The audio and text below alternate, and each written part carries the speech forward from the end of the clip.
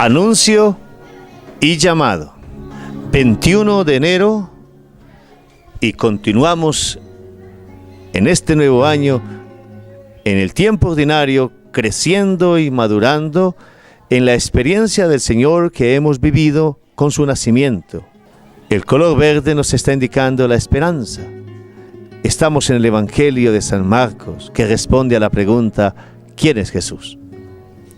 Y nos acercamos al Evangelio para que en la palabra veamos a Jesús iniciando su ministerio en Galilea, que es la periferia, que es la frontera.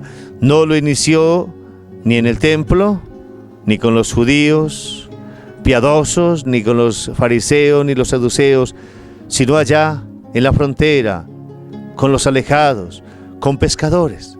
Y su anuncio es el querigma: salvación, el plan de Dios, reino, cerca, Dios actuando, conversión, cambio interior, obra de Dios, respuesta humana, y la fe, un don que suscita por escucharlo a Él. Habían muchos maestros en la época de Jesús, y ellos eran buscados por los discípulos. Ellos elegían con qué maestro querían estar. Jesús no espera que sus discípulos lo busquen. Él toma la iniciativa de elegir los discípulos y camina con ellos. Y la vocación de los discípulos es indicada con la figura del pez, que significa ictus, Jesucristo, Hijo de Dios Salvador, y es el signo de dejar de vivir para sí, para vivir para Dios y para los demás. Eso es lo que pasa: el pescado en el agua vive para sí. Cuando es sacado y puesto en el plato, vive para quien lo come. Esa es la experiencia de un discípulo del Señor, y eso es lo que está mostrando hoy el Evangelio. Desde allí dejarnos interrogar por la palabra. ¿Cómo recibimos esta buena nueva de Jesús en la vida personal? Creemos que necesitamos salvación, que el Señor reine en nuestra vida, que necesitamos convertirnos y creerle a Él. ¿Cómo estamos viviendo nuestro discipulado? Estamos en una pequeña comunidad, en un grupo apostólico, en un movimiento. Vamos a misa los domingos.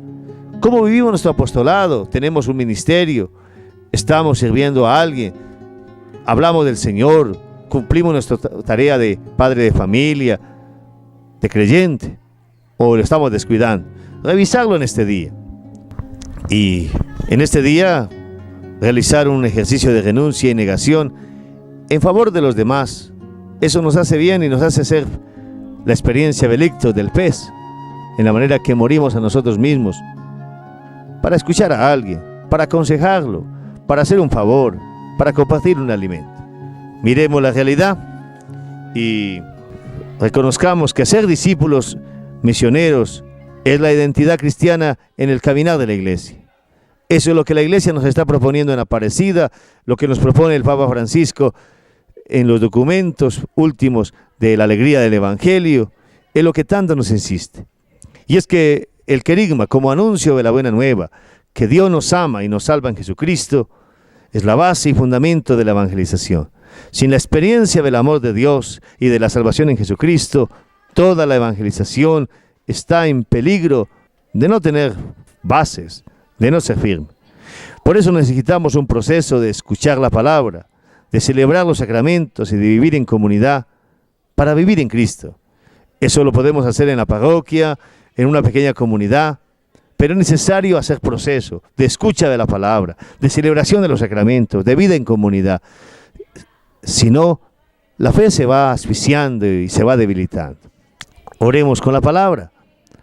Señor, gracias por tu palabra, que renueva mi vida y me concede dejar de vivir para sí mismo y aprender a vivir para los demás. Amén.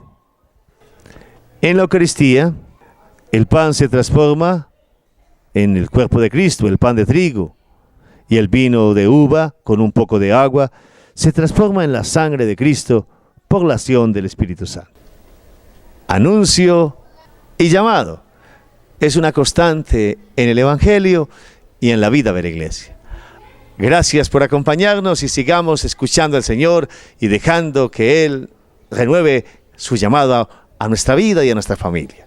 Dios les bendiga junto a sus familias y feliz semana para todos.